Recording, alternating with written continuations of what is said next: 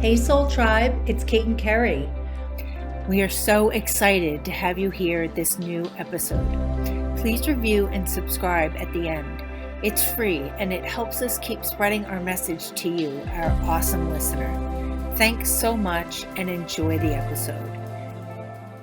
Hey guys, it's Kate. Welcome to another episode of Soulsessed Twins.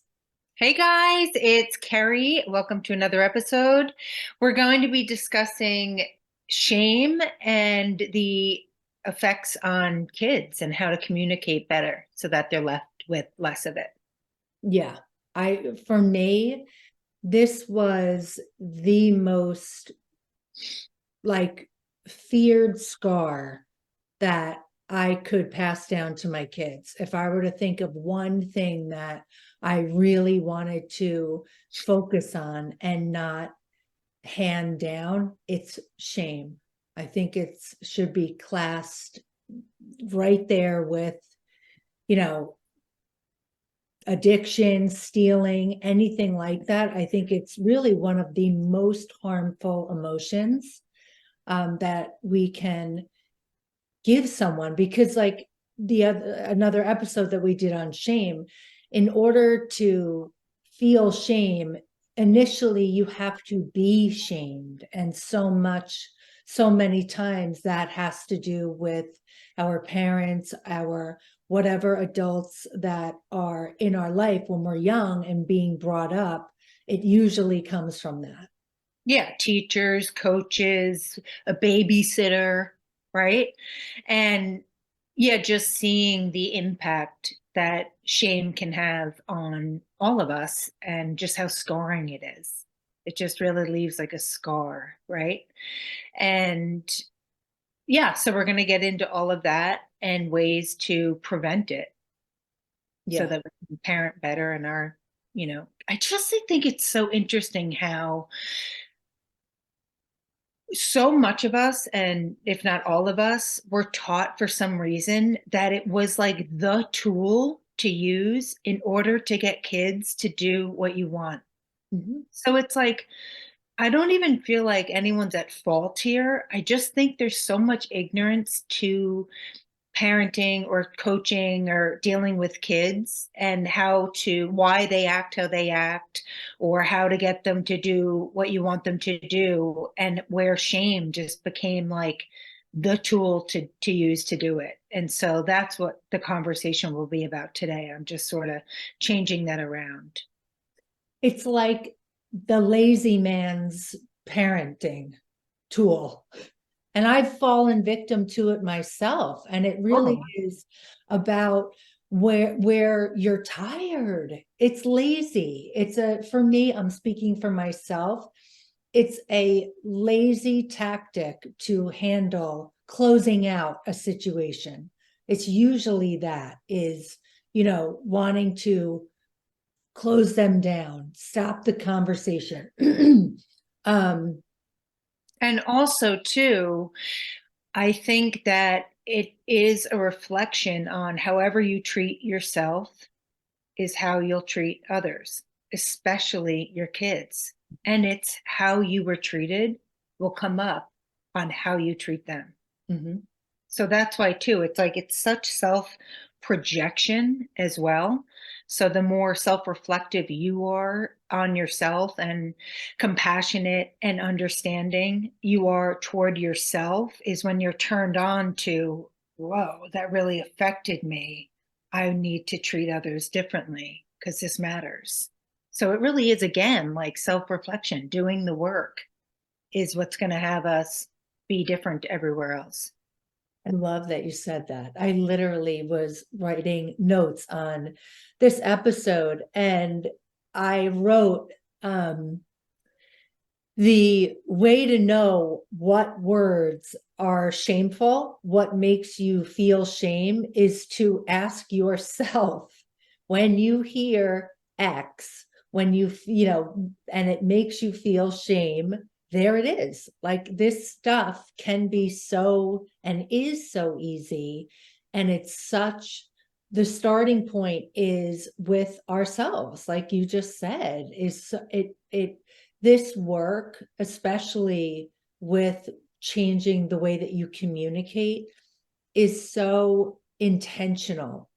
Me not wanting to pass shame down makes you so present and intentional with what you do say while you're in the thick of it, while you are angry, while you are feeling like you just don't want to deal with this, whatever the situation may be.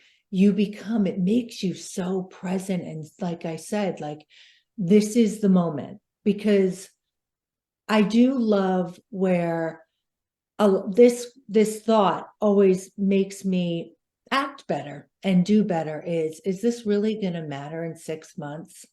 What am I going to remember? The spilled milk, or how I affected and scarred my kids by the way that I reacted? Yeah. And, our kids are our greatest teachers, and this is why. So, for example, and it's really through a lot of regret and mistakes and messing up on how I treated my child, was where I woke up to, I don't want to do this anymore. What is going on? Why did I do that? Why did I react that way? To have the self reflection on, oh, I was treated like that. Or it's more self centered. I'm like, I don't want to look like a bad parent.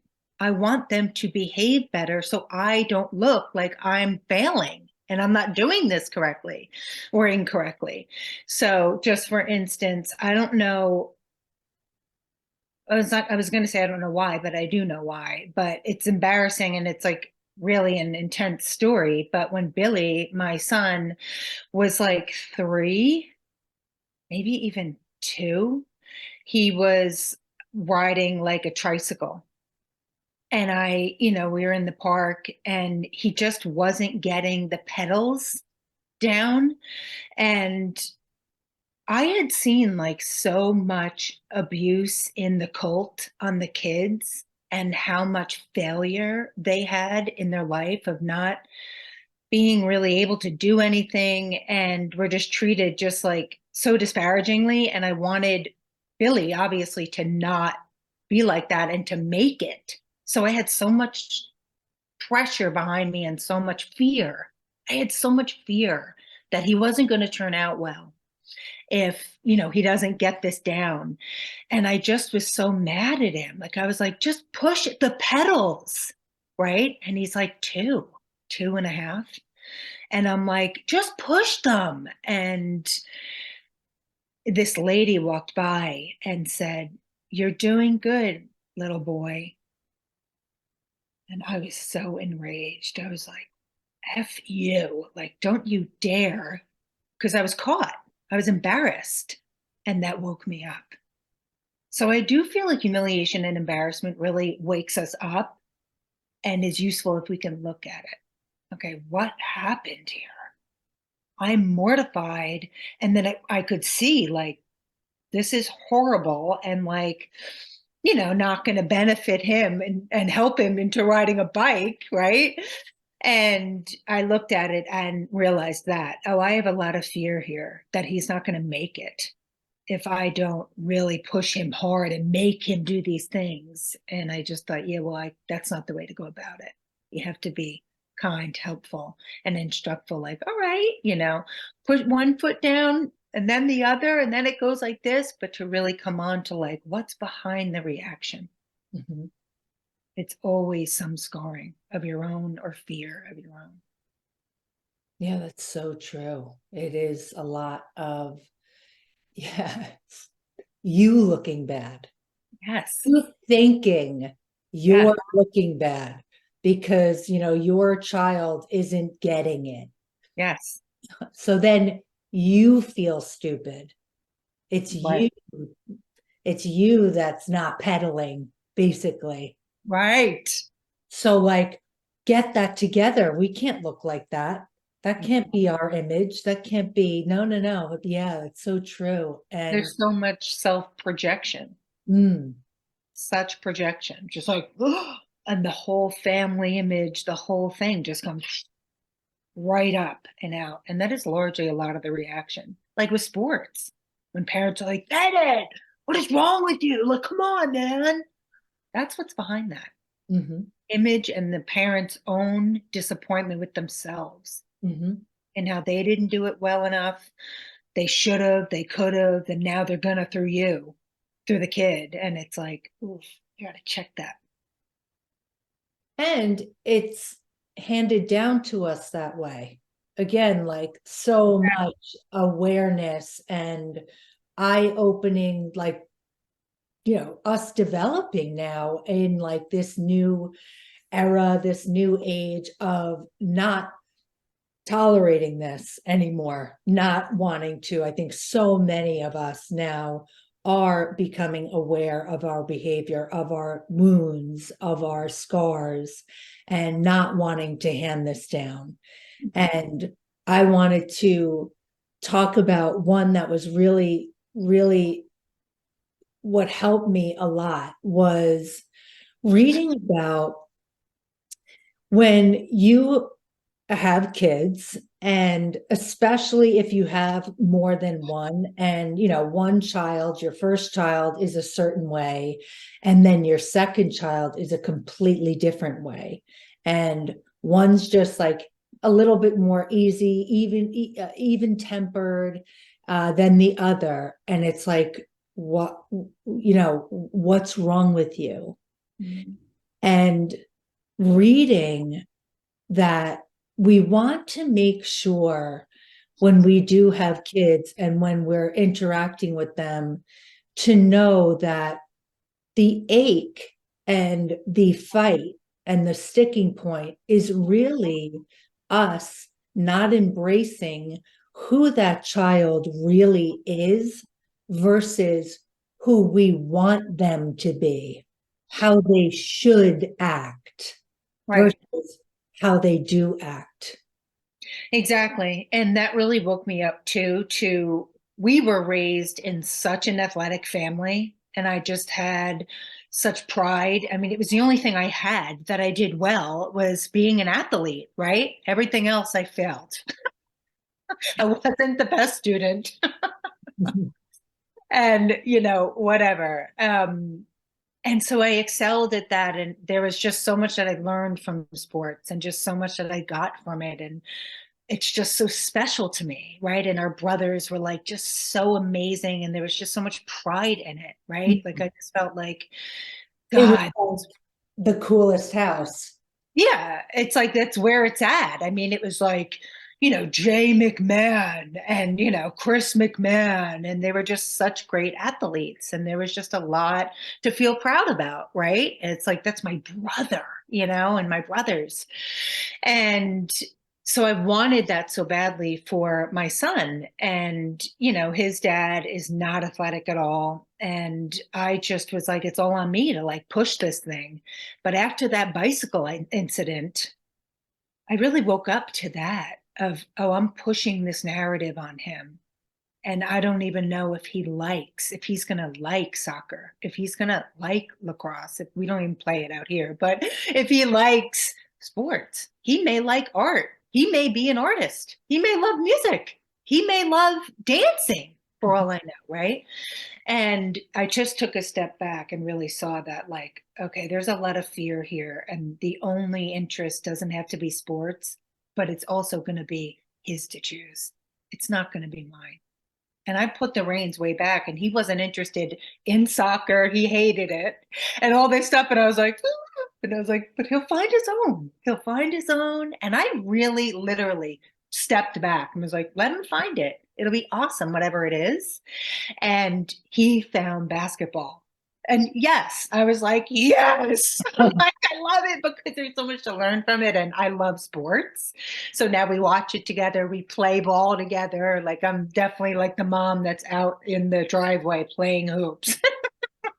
But he found it himself. And that's what I feel like. I do feel like I'm proud of myself for stepping back and seeing that. Like you can't do that. You have to have him choose whatever it is. This is so crazy that you're saying this when Kelly, so Kelly's my firstborn, and he was 2. We were at the park. He was a baby. Let's not put an age on it. He was so young. He was like just walking.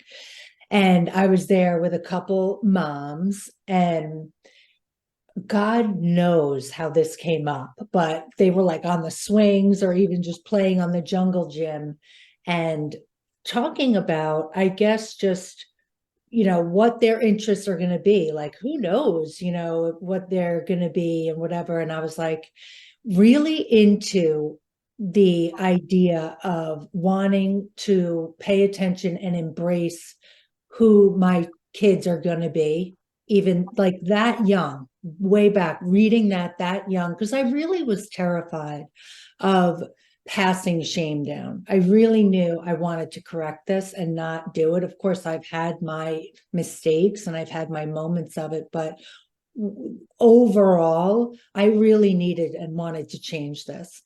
And so I was talking with these moms and I'm like, oh, I don't care, like, who they are. I don't even care. I would love Kelly to be gay. I mean, who doesn't want a gay son to go shopping with and like, have the best time with and just, oh my God, like maybe then he'll like interior design.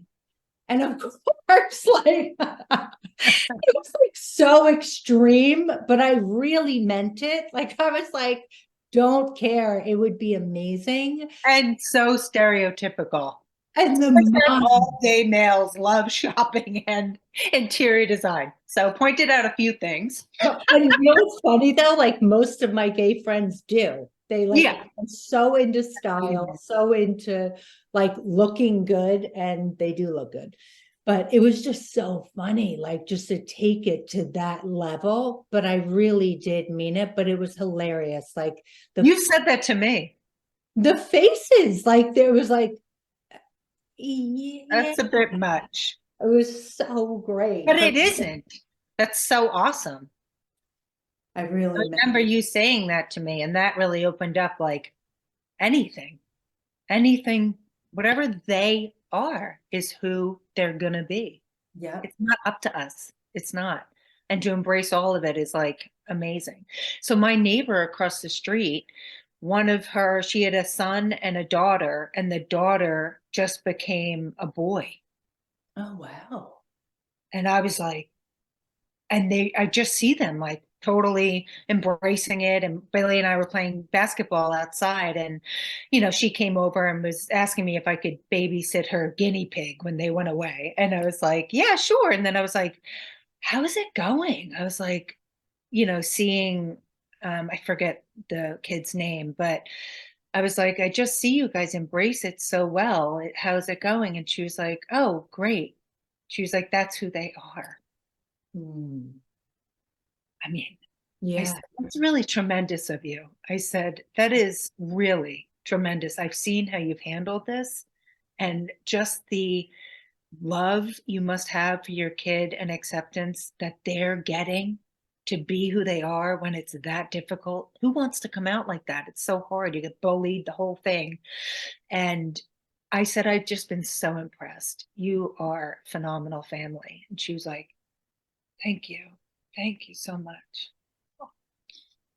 That's amazing. That's like that is next level. That That's really is next level. And really realizing that these kids aren't ours. yeah. It's, we all are our own, we are here to have our own experience. And the whole, just there's a reason that we do have and exist in the families that we do exist in, because we all have something to teach each other. Yes. Right? Beautiful. Yeah, I love that. Oh my God.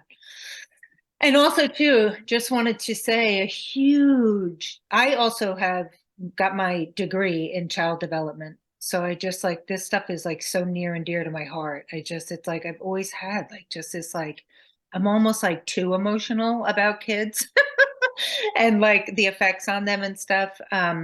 But that also made me realize I need help and I want to do this as better than I could on just my own. So looking up Janet Lansbury is an insane child development expert. She saved our lives, like just the twist in the perspectives and just everything on why a kid is doing what they're doing. It's like, oh my God, unbelievable source, Janet Lansbury.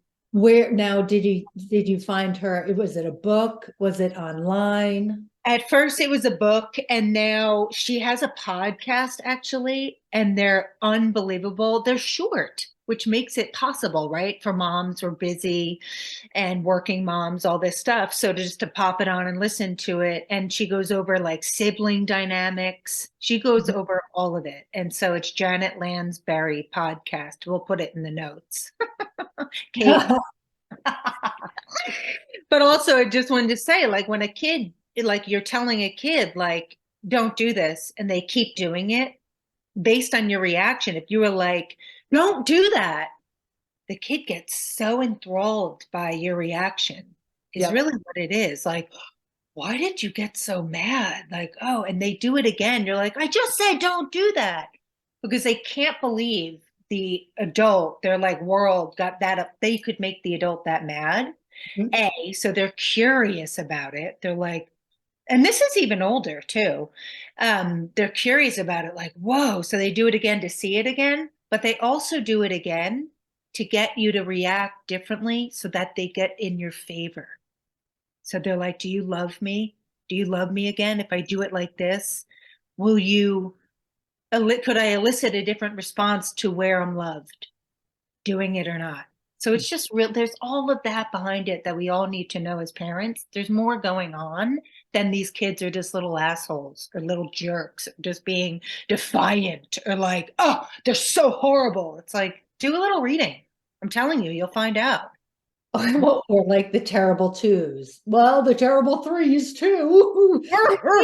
Like, it's not like I haven't said it before. It's just like the universal term or whatever. But what I wanted to focus on or just give a couple ideas for um where to look out for when we are quick to shame or quick to use that response that was probably most likely used to you.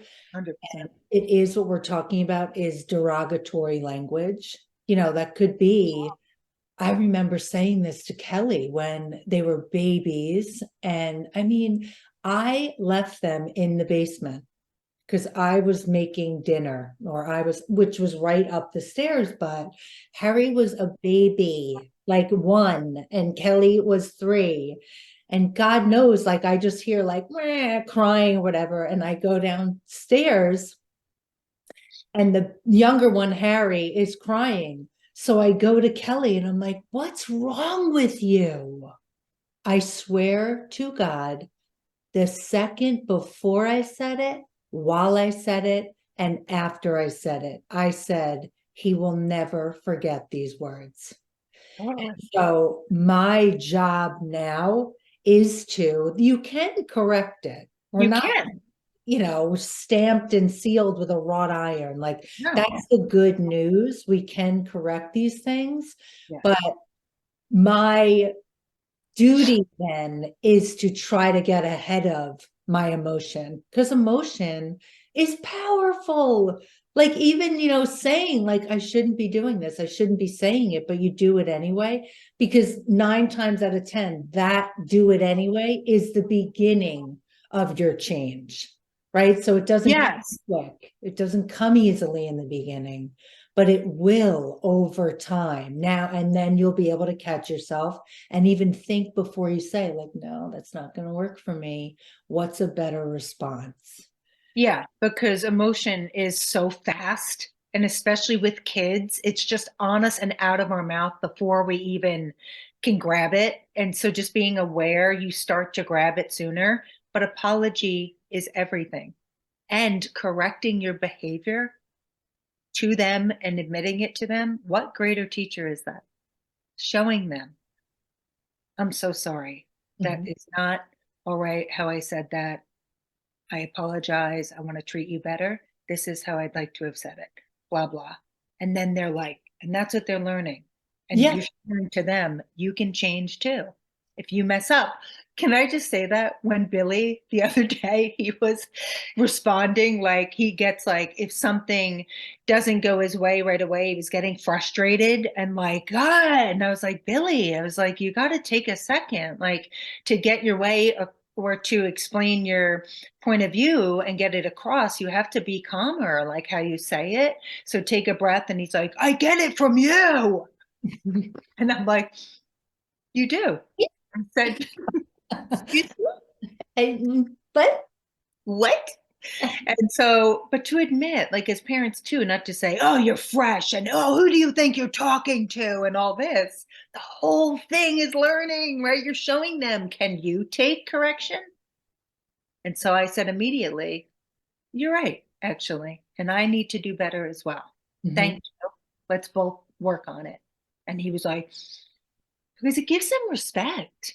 Then they know, like, I matter and what I said was right, so the whole thing is just tremendous. Yeah, I think so much of it is being heard for a And kid. modeling. Yeah, and the way that's exactly how I cleaned it up. I went back, and sat with them and just said, I mean, we're talking 3 and 1, but Kelly Yeah. understood. Kelly Yeah. got it when I said, Kelly, when I said to you, what's wrong with you? There's nothing wrong with you. It was my fault that I left you alone. 3-year-olds can understand that. Yeah. But still to reiterate, you are beautiful. There's nothing wrong with you. You're you as you. Like I love you for all of you. And that'll be my life's work, just for any occasion, anything, but kids need that smothering in love. Um, and I wanted to say too that a lot of it is like, oh, please, they don't care what I say. What I say isn't important because you don't think you're important. You don't think you matter. But regardless of the relationship that you have with your child, even if it's warranted that you aren't the greatest of parents, or you're not behaving well, to use that as an excuse to then go ahead forward with this continuous behavior of shaming people and shaming your children. You have to remember that even though you don't think you're important, you are the most important person in your child's life. Whether it's a fraction, it's a contentious relationship or not, what you say is the most important words that your child will ever hear. And it's never too late. It is never, I don't care if they're 18. It's never too late. We're 25, whatever. It's never too late. And to just be able to, I mean, we're still going to be, and you're still going to be the greatest example in their life, the greatest. So if you can turn it around and say, you know what, how I've been has not been my best, and especially toward you. And I'm so sorry. And I really want to change things. And they may be pissed, and they probably will be if they're younger and you're, starting, probably a little less. But there's always a starting point. And there's so much guilt that stands in the way of admitting what we've done to ourselves that has to also go. We have to be able to, like, oh, it's too late. I've done such horrible, oh, just forget it. You can't even look at it. Look at it. Mhm. It's worth it. Your kids are worth it, and you're worth it because it's freeing. You're not going to go to prison or jail or blow up. You're going to get free and you're going to heal. Yeah, I mean, it's literally quite opposite. Even if your kids are 45 and you're 80, it doesn't matter. I mean, you would love to hear it at any point in your life. Not hearing it at any point in your life that, the parent owning and taking accountability of their behavior. I mean, I And there's anger there. I mean, of course, it's like relationships when there hasn't been accountability and responsibility, and then someone finally takes it. People are like, oh, yeah, now you're going to take it. But everyone's got work to do. that's just part of it, is like the anger. And then if people are all on board to work through their shit, then they're going to get past that and everything's just going to start to heal. It's a cycle. Mhm. Start it. It's worth it. And you can at any point. And even just an example of last night that Kelly and Harry were going to bed and it's like 9:15 and lights are out. And then I hear like, thumping and I'm in my bed already. And Harry comes in and it's like 9:30 and he's like, yeah, I have that band concert tomorrow, 9:30 at night. But meanwhile, like, you think I would check Parent Square or read the millionth email that school has sent? I mean, Yeah. honestly, it's like too many. And I'm like, I cannot. Yeah. But right then, I could have been like, Harrison, what's wrong with you? You don't tell me all this. It's 9:30 and like flip out. And like, sure, plenty of people would be like, well, it was warranted. But what's really behind that is I'm going to look bad. Yeah. He's not going to have his white collared shirt prepared or his, navy slacks or whatever it is. And I swear to God, it's like just by rote and just saying to him, like, do you think that you could do better letting me know? And he's like, yeah. I'm like, when did you find out about the band? He's like, since school started. I'm like, okay. So we're at the end of May and you knew in September. Okay, that's cool. But right there is just such a great example of, yeah, I could have shamed the shit out of him. I really could have. And instead, to just be a lesson to learn of like, let's try and be on top of your stuff. And I'm going to work on being on top of it too, better. And let's just wake up earlier tomorrow. We'll get it done.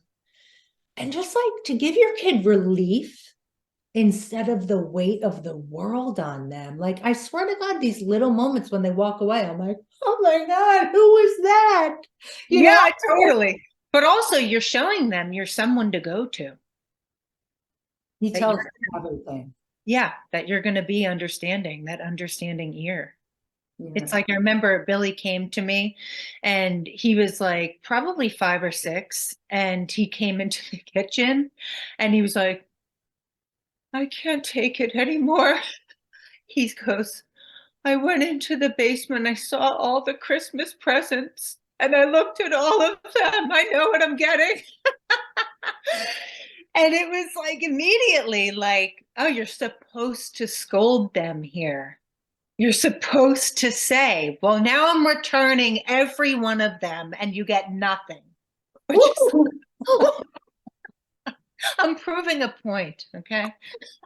But I thought, thank God, I was like, wow, this is a very important moment right now. He's either going to know to come to me to clear his conscience and get help, or he's going to say, screw this. She's never there. She's not able to be there for me. I'm going to keep secrets. And so I just said, thank you so much for coming to tell me. That is so much courage and bravery. And I'm proud of you. I'm not happy that you went and looked at it, but no big deal. Let's just, whatever it was years ago, but that was something of what I had said. And Mhm. exactly, I was like, he was like, the relief, you could see the boulders roll off his shoulders. And I was like, oh my God, I'm like an all right mother, because I changed the generational hand down too. Like, I remember finding the Christmas presents, okay? And it was not the reaction I got it. It was a little more like the first example I gave, okay? Let's be real and honest, okay? That's what I'm doing.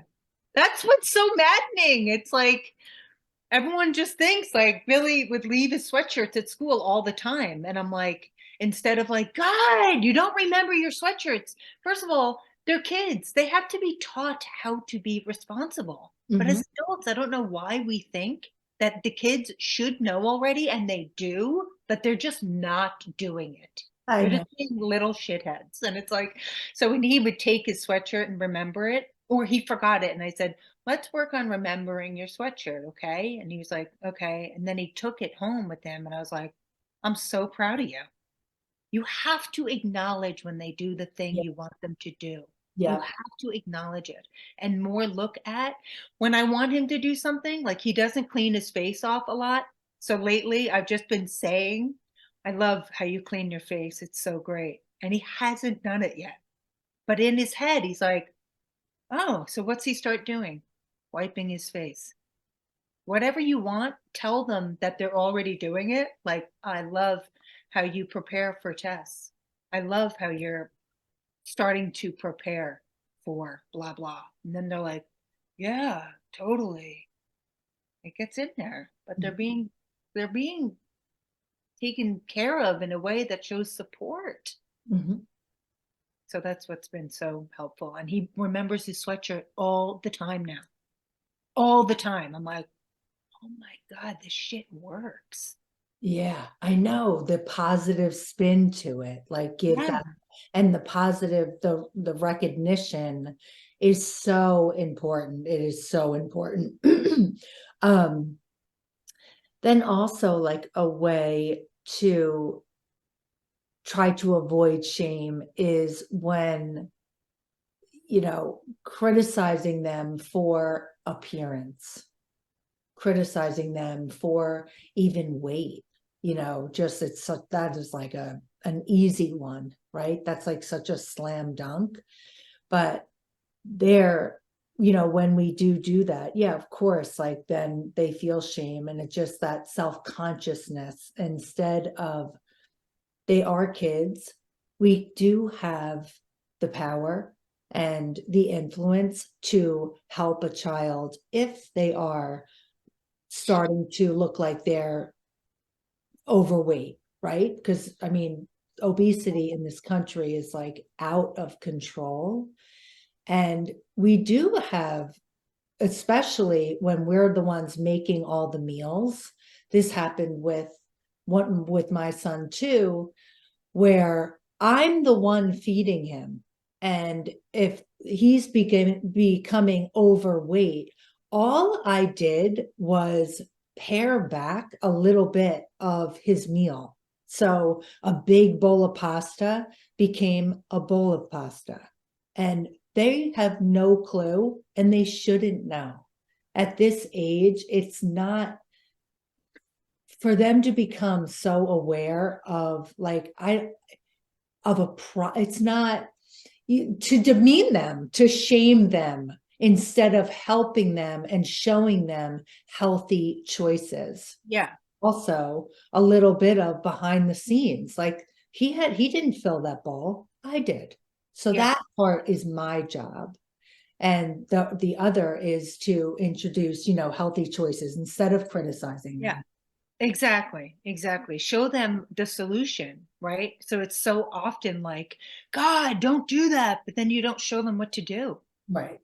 So it's like, okay, what's my responsibility as the parent? Well, I need to show them what I do want, and Right. you need to show them how to do it. So yeah, that's so amazing. It's so true. Yeah, I forgot what I was going to say, but menopause. I'm not in menopause, by the way. Oh, good. Peri. Everyone's in peri. If you're over 30, you're in perimenopause. That's another I, episode, though. I think it's 40 and up. It's 40. I hit 40 Yeah. and Shazam, like Yeah. total game changer. Which actually, too, by the way, our health has an effect on our emotions. So if you're super overreactive to your kid and your hair trigger and all this stuff, could be hormonal. Mhm. So we'll get into all that stuff in another episode for shizzy. Yeah, for sure. Thank you guys. I hope you got something out of this. This was something that I really wanted to do because I feel so important, especially for the next generation, for our kids. And like Carrie said repeatedly, it's never too late. That even like in us doing something when we're in our 40s and wanting to start where it's not too late. it's not too late for any of this stuff. So we're here on earth. We got another day. You can change. It's baby steps, and we'll do it together. Yes, exactly. And looking at yourself is always where it starts. So get on it. It's so true. And we love you and rooting for you. And let's get solely sussied. Bye, guys. Till next time. Bye.